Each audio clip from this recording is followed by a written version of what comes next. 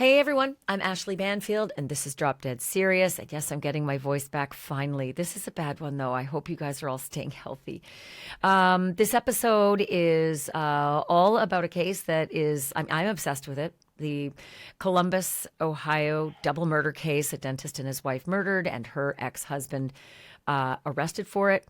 The man prosecutors say crept into this Columbus, Ohio home, brutally executed two people in their sleep. Guess what? He was on the move, and now he is back in the county where it all happened. And he's got a brand new mugshot. This is the newest shot of Dr. Michael McKee, the ex-husband of Monique Tepe. He is now being held in Franklin County, and the jail is called the James A. Carnes Correction Center. It's a newer jail, and that matters a lot for reasons you are about to hear. I guess he got a little bit of a break on this one. The extradition took him to a place that is much better than where he could have ended up. And I'll go through all of that in just a moment, as well as everything that's happening to him right now and all the people he's meeting and what his life is actually like. So by now you all know that Dr. Michael McKee is charged with the murders of his ex-wife Monique and her husband Spencer Tepe. This as their two little kids, ages 4 and just 17 months, were in the house. I want to say sleeping, but I highly doubt it because kids wake up with anything. And there were gunshots, several of them. So my assumption is those kids were up and crying, and mom and dad couldn't come to them for hours and hours. Dr. McKee was extradited Tuesday morning, January 20th, from Winnebago County. That's where Rockford, Illinois is, where he was arrested. And he was brought to Franklin County, Ohio. That's where Columbus, Ohio is. He's facing the most serious charges that they have, right? Aggravated murder. Not 1, not 2, not 3, but 4 counts of aggravated murder. He's also facing a count of aggravated burglary, obviously, right? Because the allegation is you busted into their home and you murdered them upstairs in their bedroom. A lot of people ask why 4 counts. I've done other episodes on that, but just a quick recap. Different theories. Number 1 is the premeditated, 2 counts of aggravated murder based on premeditation. And if the jury can't get to premeditation, don't ask. Sometimes they can. They can get to the other 2 counts of aggravated murder, which have an underlying felony of burglary. And it's not going to be hard to prove a burglary. So 2 different ways that a jury can get to the 2 murders, aggravated murders. Buried inside those charges is a very chilling allegation that we've now learned a little bit more about. The shooter used a silencer. According to police, Dr. Michael McKee was that shooter, they say, and was very careful to use a silencer. Premeditation, anybody? Hello? Bueller? So a silencer and a drive and secrecy, those speak very loudly to premeditation. But again, sometimes juries do unusual things. Dr. McKee's next stop is arraignment, and that's where the prosecutors are formally going to lay out what they say was a calculated, silenced, execution-style double murder. So I can't wait for this, right? Sometimes you get a mitt full of details in that first appearance. Sometimes they just go and go and go and give you just tons of information. Sometimes they don't. So I don't know about the Franklin County prosecutors and how they want to, prosecute this case. But arraignments are handled by this particular jurisdiction, the Franklin County Common Pleas Court, on Mondays and Wednesdays and Fridays. So here is the question hanging over all of this as we speak. What actually happens to a guy like Dr. Michael McKee, the vascular surgeon from Rockford, Illinois hospital, where he was arrested, right? That's what the reports are, that he got off shift and they were waiting for him. What happens when the cell door closes? What happens when they bring him in the front door? Because jail isn't just a holding place. It is a pressure cooker. It is an entire culture of its own. And when you're accused of a high-profile double murder, you don't just sit there and wait for court. You're watched. You're listened to. Every word of what you say matters in a different way to everybody who's in there. Who's in the cell next to you? Who's in the bunk above you, below you, or next to you? Who is suddenly trying to be your best friend? Who wants something from you? Because you're an educated guy, right? You're a doctor. And how often do investigators quietly plant a jailhouse informant next to the suspect, next to the defendant, to see if he'll talk? If he just starts letting the floodgates open, squealing, if he slips up, or if he just starts to try to explain himself. Because history shows us this. Some of the most damaging evidence in major murder cases doesn't always come from the crime scene. Sometimes it comes from the inside of the jail.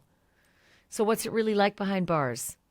And especially for someone who's accused of crimes that are this serious and someone who is as educated as this guy. It takes a while to become a vascular surgeon, anywhere between 12 and 15 years. So what are the unspoken rules? How quickly can he learn them? What are the dangers? How quickly can he learn them? And most importantly, what are the psychological games? A, that are going to be played against him, and B, that he's going to have to play himself in order to survive. These are all the things that I knew Larry Levine would know. He's the founder of Wall Street Prison Consultants. Larry has served time in 11 different facilities, several of them high security federal facilities. So he knows the ropes. He knows a thing or two about all the different kinds of lockups, jails, prisons, multi-state, you name it.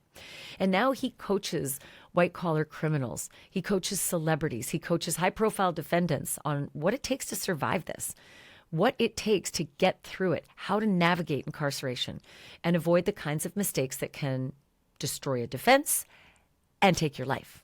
He's also the author of Prison Politics 101, Mastering the Art of Survival, and Lies My Lawyer Told Me, Prelude to Justice. And he knows exactly what happens when the system starts closing in and the doors shut behind you. I'm going to have that interview for you in just a moment. And trust me, it's a really good one because the thing I love about Larry is that, well, A, he has a mouth like a trucker, which I adore because it's very, very genuine. But he's also just really honest about his life and his guilt and how he got through all of this and what he learned and how he turned his life around. So for that reason, I always highly respect what Larry has to say. And also, very few people are as articulate and are willing to make this kind of a life when they get out of prison or jail. And then tell the rest of us what it's like and tell those who are going in what they need to know. First, though, huge thank you, as I always say, for being part of my true crime community. And hey, thanks to all the IU fans out there. Woo, go Hoosiers. I also want to thank my sponsors like Just Thrive. Let's talk about something important, your health and your well-being. If your gut is off, everything is off. Your digestion, your energy, your mood, your focus, it all starts in your gut. And when your gut struggles, your whole body feels it. And that's why I trust Just Thrive Probiotic. It turns your gut into an antioxidant factory, which means better digestion, healthy immunity, and more energy, and even weight management, thank you. Just Thrive Probiotic comes in capsules, or it comes in berry-flavored gummies. Also, thank you. So there's an option for everybody in the family. And of course, I'm the one who chooses the gummy. Yeah, more than the kids. So it's a little treat, and it's good for you, and it's going to make you better. So here's my challenge. Try Just Thrive Probiotic for 90 days, risk-free.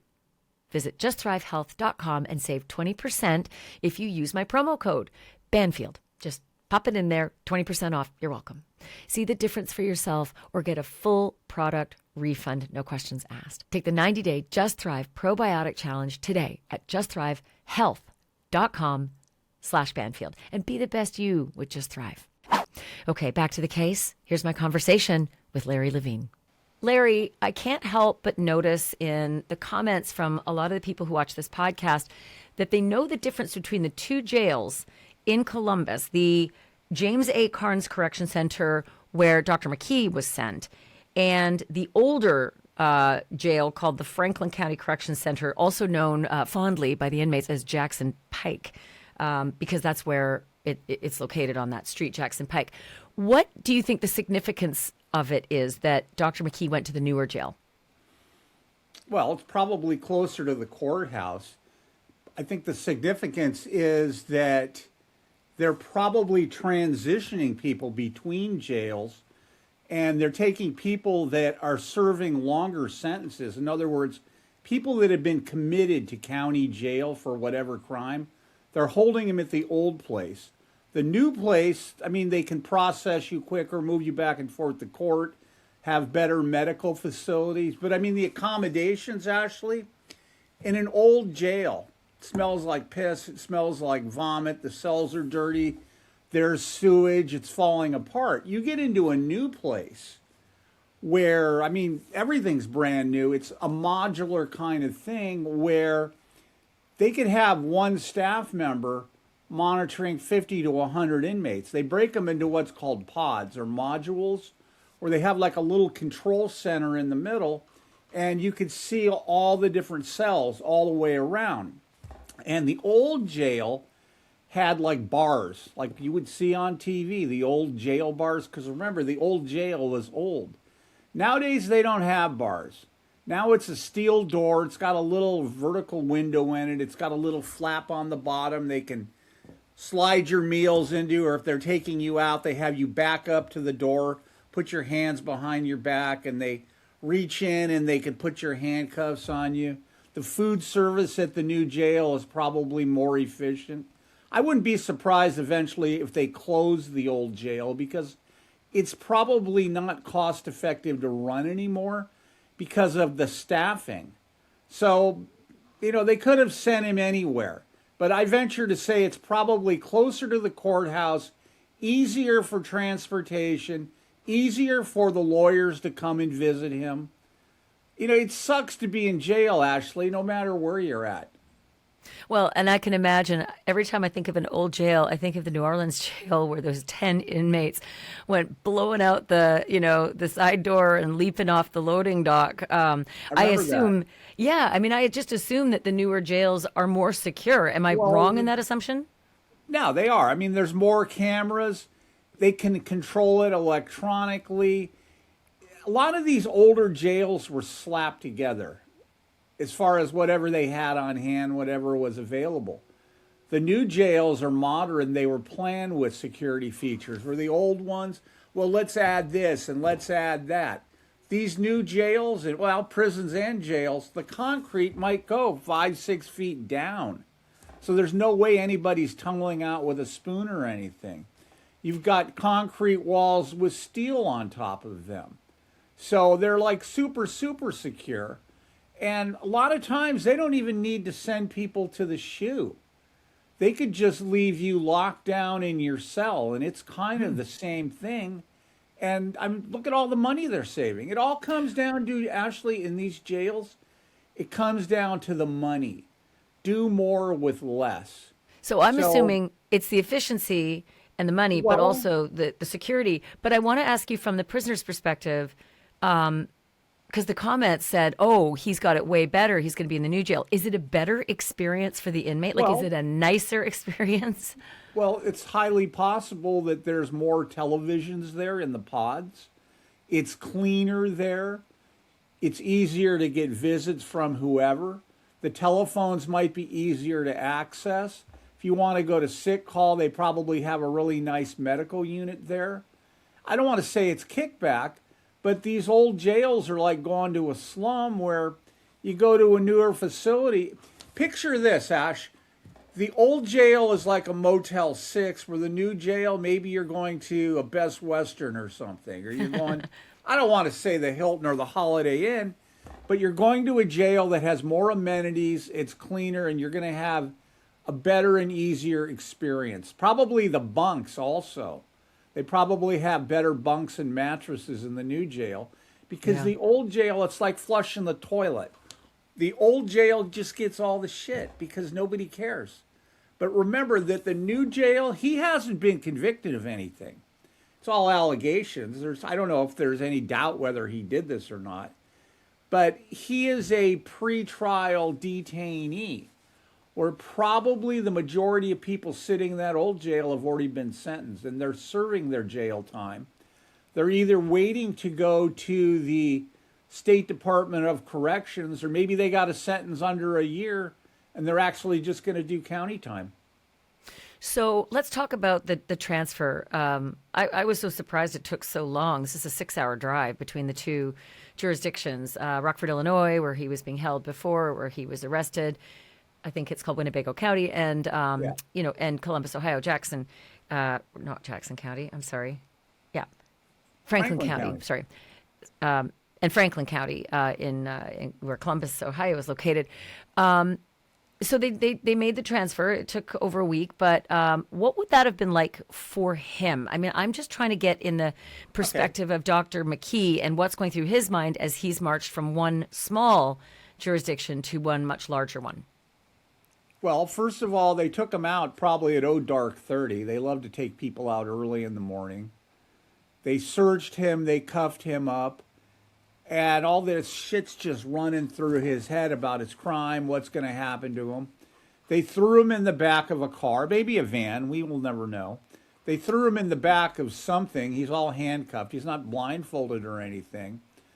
And every mile that goes by and he gets closer and closer to the new location, he has all these phobias and thoughts that are going through his head. As far as it's like he's rewinding a VHS tape, like what he did, what he went through, how he got captured, what could potentially happen to him. It's like fear of the unknown. The guy has no idea. The guy's like a serial scammer from what I read, but he's never been in custody before. And there's nothing worse than the unknown. And that's kind of what he was like facing. Probably the closer that they got over to the Franklin County Jail, maybe his heart rate, blood pressure went up. The anxiety just builds on you. And finally, when he got there and he took a look around, it's kind of like a little bit of decompression. Because he was in a routine in the old place. Everybody gets a routine. He knows what's going to happen at what time of day. Now he's starting over. I mean, when he was at the old place, did he already have a lawyer? Well, I think he was given a public defender to make Okay. his appearance, because it was clear it was an extradition issue only, not a defense issue at this point. Well, not a criminal Sure. homicide or Does aggravated he murder have defense. a lawyer now? Did he hire a lawyer? Does he have money? Good question. Because what I wanted to ask you is, how does that start? Like, this is a guy of means. He's probably not going to have a Okay. public defender. All the money he has, he doesn't have kids, doesn't have a wife, to our knowledge. So he's just got this money to spend on himself. What is the process? You land there, you get your new bunk, you get your new prison garb or jail garb. Then what? You go through an orientation. You're going to walk around the housing unit. We don't call it cell block anymore, especially at a place like this. You're going to walk around the housing unit. I don't see them putting him in protective custody because people kill people all the time. It's not like we're dealing with children that got killed or anything. So he's going to integrate with the inmates, get a lay of the land. But let me ask you this. All of these intake procedures, the orientation, how long does all of that take? How long do you get to, sort of be in the honeymoon phase of your new jail? Well, you get there, first thing they're going to do is they're going to chain you to a bench. You're going to go into what's called R&D, receiving and discharge. Eventually, you'll be like chained up on it or something, or maybe they'll put him like in a little holding cell. Then they're going to bring him to a location inside the jail where they're going to take his fingerprints. They're all digital now. They're not rolling ink anymore. It's like live scan. They're going to take his prints. They're going to take his picture. They're going to have the shrink come talk to him about his psychological being. Are you normal? Are you crazy? Do you want to kill yourself? Then they're going to move you to medical, or you're going to have somebody from medical come to you.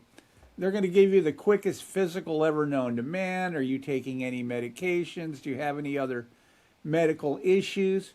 And then you'll eventually meet somebody from the custody staff who's going to, or they should, a lot of these places don't do it, but they're going to give you a lowdown on what the jail procedure is and what's expected of you. And they're going to give you a cute little inmate handbook. I was going to say it hasn't been updated forever, but since this is a new jail, it probably has been. And it's going to have the rules and regulations.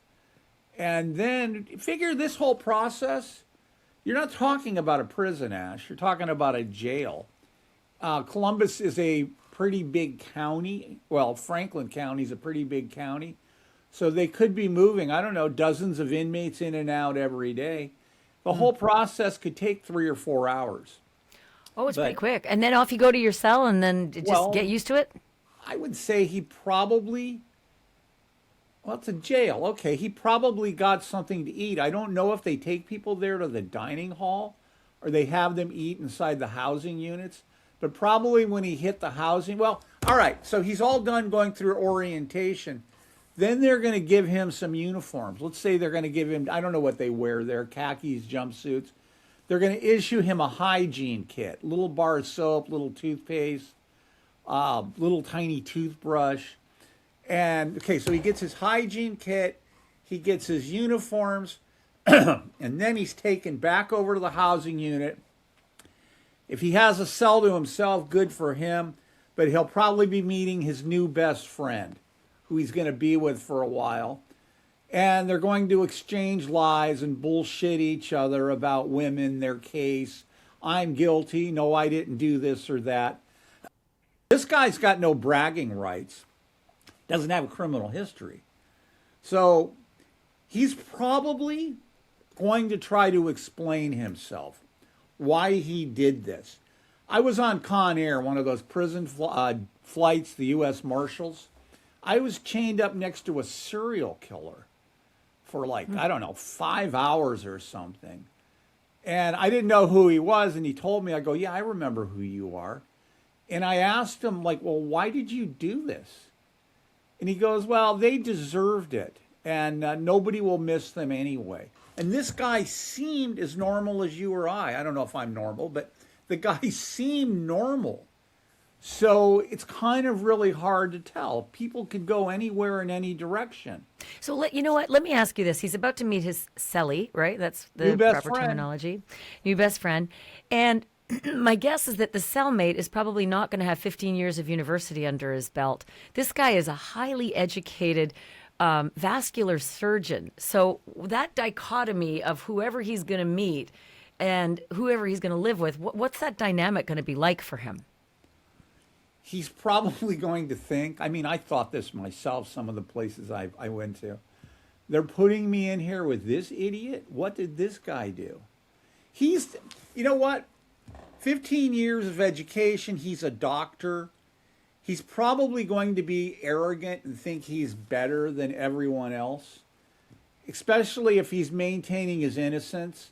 Well, I shouldn't even be here. I didn't do this. It's going to reach a point that the other guy's going to tell him to shut the fuck up. I'm tired of hearing you bitch, moan, and complain. I don't want to hear it. And if you don't shut up, I'm going to beat the crap out of you. You know? This stuff happens. People whine and moan, especially in these county jails or even like a federal detention center. So if this guy is that smart, I have no reason to believe he's not. He's probably a master manipulator. He's looking at the lay of the land, and he's going to try to figure out how he could get over on the system. You know, I don't want to say he's going to be a celebrity. He's not.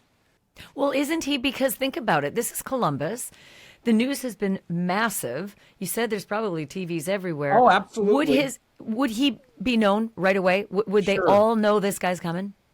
Yeah, they knew before he got there that he was coming. It would be the logical place. They may not have known which jail he was going to. We always knew when people were going to be showing up after we saw people get sentenced. We had a pretty good idea based on where they were sentenced out of.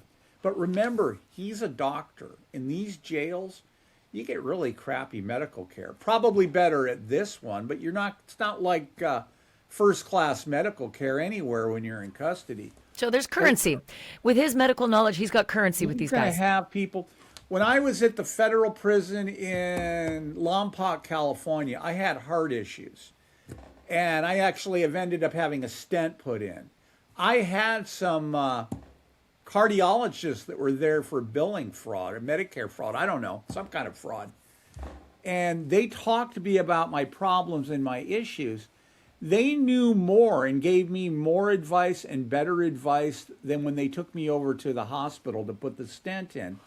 And they told me specific things to tell the hospital doctors. Look for this. He's experiencing this or that. And I'm telling the doctors. I remembered what they told me. And I'm telling the hospital doctors this. And they're like asking me, well, how do you know this? How do you even know to say this to us? I go, well, I had some cardiologists told me. They go, really? Well, who did you talk to? I go, these are inmates. And they were like shocked. The inmates knew more about this issue than they did. So he may have people coming up to him, showing him I've got this pimple here. I have this. I have that. You know, he's not going to be a celebrity, but I think he'll have a little bit of a clout in there, based on like a lawyer. Lawyers got clout. Let me ask you this: when someone like Dr. McKee shows up, and prosecutors are building their case, what and how does the snitch system work? I mean, how do they get an informant in place if they want someone to start beaking off about their crimes and sharing, lots of details that can be used against them? The snitches are already there. They've got him in all the jails and all the prisons. Somebody's going to become his friend, take him into their confidence. They'll work him over for a while, maybe give him some commissary. He doesn't have anything when he first got there. And they're just going to engage in normal conversation. Remember that some of these snitches, they're not even inmates. A lot of these are law enforcement they plug in there, and they're trained in counter psychology and such. So they're just going to ease into different subjects. Well, did you kill her? Well, no, I didn't do this. I didn't do that. But eventually, he's going to get comfortable with these people. I've seen it God knows how many times. And I tell people, don't run your mouth like a fucking toilet. You're your own worst enemy.